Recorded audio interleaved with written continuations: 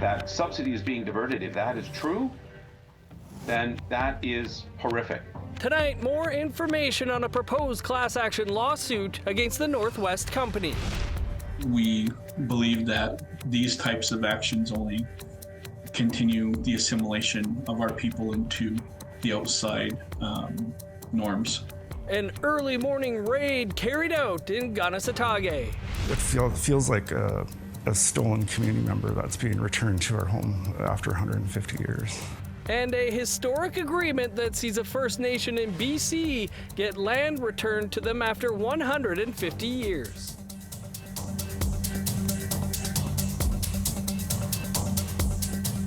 Good evening, I'm Dennis Ward. Welcome to APTN National News. Prime Minister Mark Carney was in Iqaluit Tuesday to announce more than $253 million in investments in Arctic infrastructure. Nunavut was the new Prime Minister's third official stop after a short trip to England and France earlier in the week. $94 million of the investment will go toward upgrading power plants in 4 Nunavut communities, $140 million for new housing and renovations, and $20 million for the first phase of a new hydroelectric facility. Carney also announced a nearly $420 million investment in the Canadian Armed Forces in the region as part of protecting Arctic sovereignty. Lori Idlut is the NDP MP for Nunavut, and she says the investments in community infrastructure don't go nearly far enough. The combined announcement for investing in the North was only $250 million, with it being combined between housing and energy. And to me, that is just the tip of an iceberg of how much the housing need is in Nunavut. More information now on a proposed class action lawsuit against the Northwest Company. It's the second lawsuit with only a span of a couple of weeks against the retail giant regarding federally subsidized product pricing in their North Mart and Northern grocery stores. Sav Jones spoke to one of the lawyers who filed the suit for more information. The lawyer for a proposed class action lawsuit says his case against the Northwest Company, or NWC, could be wide-reaching across northern Canada. The suit alleges millions of dollars in federal subsidies to the NWC to reduce the high price of nutritious foods and essential goods in their northern stores are being diverted from customers. If it is true, it is a brazen act on behalf of a company who holds the literal lives of people in these communities in their hands. Food prices can be 2 to 3 times higher in the north, in part due to shipping costs. The federal government's Nutrition North Canada program, or NNC, has an annual budget of around $130 million to help subsidize northern food costs. Recipients are contracted to pass 100% of the subsidy on to customers through subsidized product pricing. The suit alleges NWC receives about half of that annual budget for their North Mart and Northern stores, but allege that millions of dollars are going into NWC's earnings instead of making food cheaper. There was a former employee who was recording these things to her undying credit as evidence which will certainly be advanced as part of the class action. We had somebody on the ground, an insider, so to speak, who would be able to give that information, and my understanding is she's not alone. Every person who has shopped at NWC's grocery stores since the subsidy program began in 2011 could receive compensation. There are 122 affected communities named in the suit, located in 6 provinces and 2 territories. Lawyer Stephen Cooper says the intention of the subsidy program isn't just to make healthy food more financially accessible, but also more competitive against cheaper and less nutritious alternatives. He says if that subsidy isn't being applied in full, families are left choosing less healthy foods due to costs, and their health suffers. And if that subsidy is being diverted, if that is true, then that is horrific. That is the worst case of corporate profit over human interest that one can imagine. The allegations have not been tested in court. The suit was filed in Manitoba, where NWC is headquartered, and has both Manitoban and Nunavummiut plaintiffs. The Manitoba court needs to decide if a class action is an appropriate pursuit for the claim, as opposed to thousands of individual filings. This is the second suit of its kind against the company for similar reasons, filed within weeks of each other. Cooper says the more people involved early on in the uncertified class action means more information being shared to support the claim. This is a really good example of how class actions should work, because the individual may have difficulty pointing to individual items and dollars. But if you want to provide your own experiences, that's extremely helpful to us. Cooper says his personal experience as a former resident of Northwest Territories and Nunavut will help advance the case. You can reach out to Cooper for more information by calling 1-800-994-7477 or emailing steve@cooperregal.ca. Sav Jonza, APTN National News, Winnipeg. To the East Coast now, where it's been nearly a year since Department of Fisheries and Oceans officers left 2 Mi'kmaq fishers stranded without footwear in the middle of the night. An Indigenous Independent Review Committee has been selected to review the DFO officers' actions. APTN News has learned 3 Mi'kmaq community members will be part of the committee. On March 26, 2024, officers confiscated Blaze Sillyboy and Kevin Hartling's boots and cell phones. They had been arrested for harvesting baby eels, but were immediately released and left at a gas station about 200 kilometers southeast of Halifax. The investigation will be overseen by Crown Indigenous Affairs. The final report will be presented to the Minister of Fisheries for review and action. Mi'kmaq Senator Paul Prosper says the independent review is necessary. We can't let these issues just slide by without, giving it its due focus to help improve relationships. We all know relationships have been strained. Early this morning, police raids were carried out in Kahnawake, a Mohawk community outside of Montreal. The raids were conducted by officers from the Integrated Weapons Trafficking Team, Montreal, which is coordinated by Sûreté du Québec. In a statement made on the SQ's website, it says the series of searches are to fight organized crime, illegal firearms trafficking, and drug trafficking in the community. The SQ says the series of searches began in the summer of 2024 and have resulted in multiple seizures of weapons, including 9 long guns, 3 stolen vehicles, 6,000 methamphetamine pills, and more. The provincial police force arrested 3 men and 2 women, aged between 31 and 47. Kahnawake acting vice chief Brant Etienne told APTN the Band Council knows the presence of the SQ makes community members uncomfortable, but that this raid was only targeting specific individuals. We believe that these activities only serve to enrich organized crime and actively take away from the efforts of a great many of Kahnawake that are putting work in every single day to revitalize the culture and values of our community. We believe that these types of actions only continue the assimilation of our people into the outside norms. RCMP and Whitehorse are investigating a disturbance that took place in the downtown area on Saturday afternoon.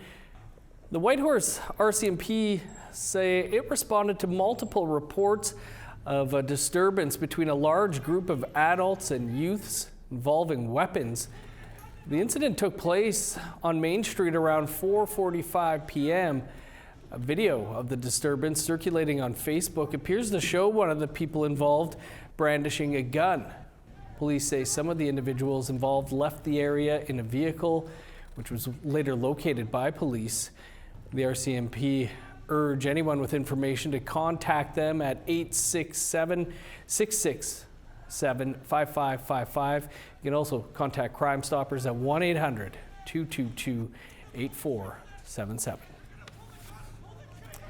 A Saskatoon lawyer in Saskatchewan has been placed on interim suspension and will not be allowed to practice law until an investigation concludes. On March 11th, the Law Society of Saskatchewan announced they are suspending Dwayne Stonechild, alleging he improperly collected lawyer fees for the federal Indian Day School lawsuits without court authorization and without court approval.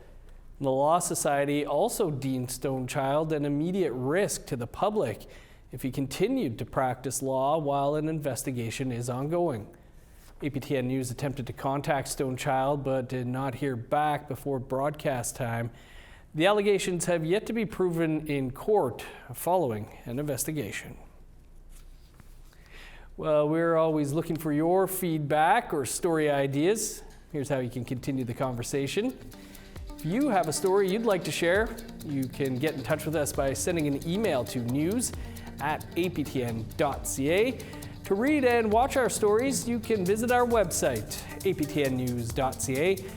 You can also find us online on your favorite social media sites, including TikTok, YouTube, LinkedIn, and X.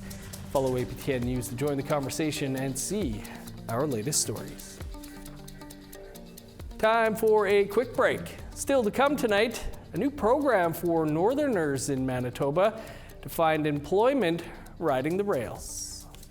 I think this is our opportunity to try and see if we can bring on that capacity to help fill some of those important roles and responsibilities, especially with Via Rail.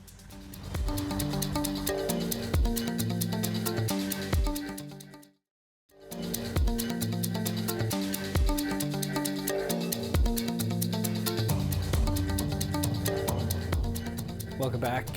Following recent investments in Manitoba's rail network, Via Rail is launching a new locomotive engineer apprenticeship program in northern Manitoba. Starting in September 2025, the 24-month paid apprenticeship program will provide locomotive engineering training to northern Manitobans. It's meant to fill gaps in the workforce. Apprentices will be based in Thompson and receive training in Winnipeg and Gillam, Manitoba. Applications are open from now through April 4th. Last month, Manitoba invested $36.4 million into Northern Rail and the Port of Churchill to increase international trade. Andy Rickard, Via Rail's Senior Government and Indigenous Relations Advisor, says the program will help meet that demand and allow First Nations people living in northern communities to work close to home. We understand that we need to increase visibility within current corporations, Via Rail included, right? So I think this is our opportunity to try and see if we can bring on that capacity to help fill some of those important roles and responsibilities, especially with Via Rail and that line from Winnipeg to Churchill, because it crosses and intersects a lot of northern Manitoba First Nation communities. So again, we're trying to bring those opportunities closer to home so that they're there working within their nations, right? And they don't have to move outside of Manitoba to get in the rail industry in terms of employment. The Coalition to Save LeMay Forest gathered at the University of Winnipeg this past weekend to discuss efforts to protect the land from further development. At the event, the group shared concerning evidence and says the location contains a mass burial ground. A warning now, some viewers may find the subject matter disturbing. The property is currently owned by Toko Development Group Incorporated.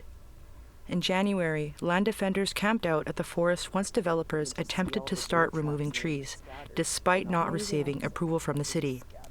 Tracy Turner is the executive director for the Manitoba Historical Society, former Parks Canada archaeologist, and current curator and manager for the St. Norbert Historical Museum. Turner believes the area should be protected under the Cemeteries Act and the Heritages Resource Act.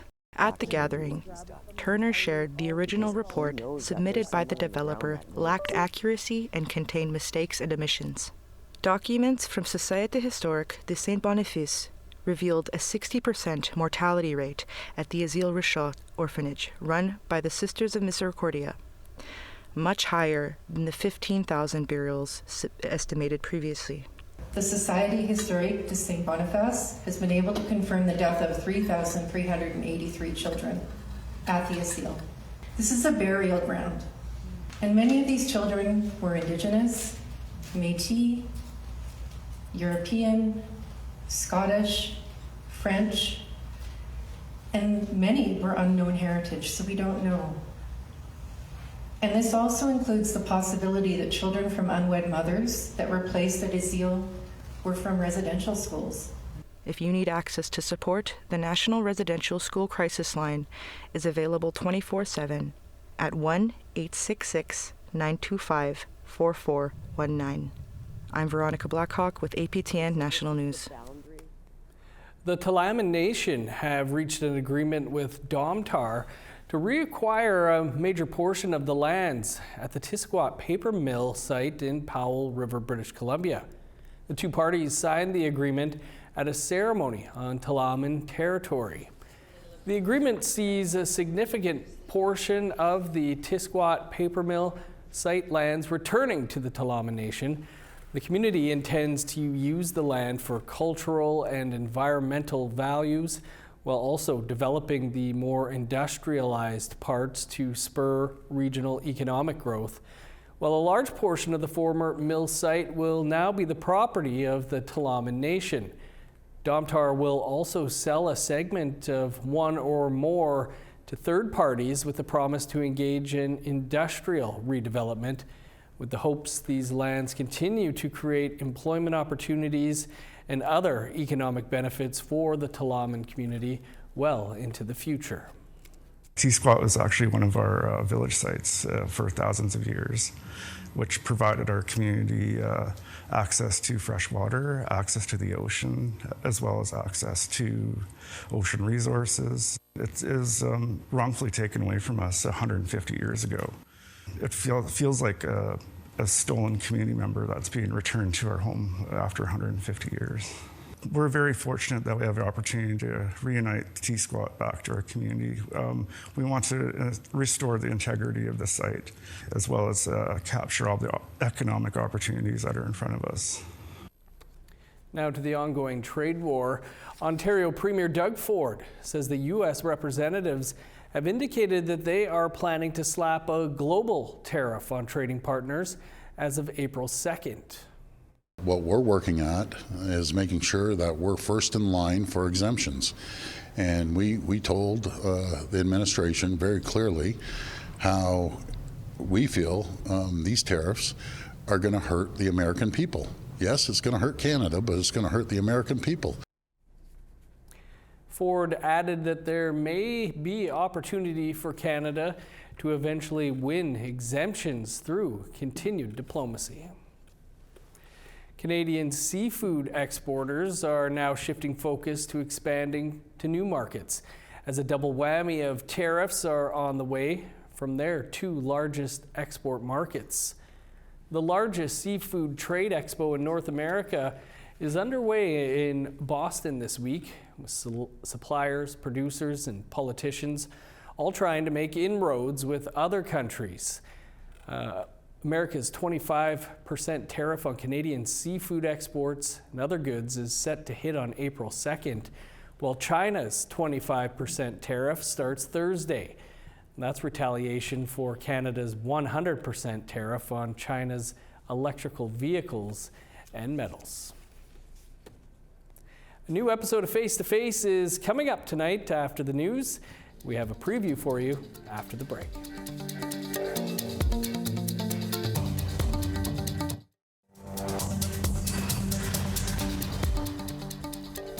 Welcome back. Time now for our photo of the day. Holly Carpenter was enjoying some fine Zamboni work at the Tuktoyaktuk Arena. She thought to snap a photo and send it our way. Thanks for thinking about us, Holly. It can be just that easy. Take a great photo and then send it to share at aptn.ca for the chance to be our next photo of the day. Now let's take a look at tomorrow's weather forecast. Starting on the East Coast, sunny and 8 in Fredericton, 10 in Halifax. -4 with snow in Kahnawake, sun's out and 4 below in Nain. 13 in Montreal, +3 with snow in Val-d'Or. 5 above in Sault Ste. Marie, 11 and sunny in Ottawa. 7 in Thunder Bay, -2 in Sioux Lookout. In northern Manitoba, -6 in God's Lake, 4 below with snow in Norway House. 0 in Winnipeg, -1 in Brandon and Dauphin. -2 in Regina, sunny and +1 in Saskatoon. 4 in Meadow Lake, -1 in La Ronge. In northern Alberta, 4 in Peace River, sunny and 5 in Grand Prairie. 6 under sunny skies in Edmonton, 8 in Lethbridge and Medicine Hat. 8 with showers in Vancouver, 9 with rain in Kamloops. 7 with rain in Prince George, 3 above in Smithers. -16 in Old Crow, snow and +1 in Whitehorse. -22 with flurries in Yellowknife, -15 in Norman Wells. 21 below in Sax Harbor and Colville Lake. -17 in Chesterfield and Baker Lake. -23 in Resolute, 15 below in Arctic Bay.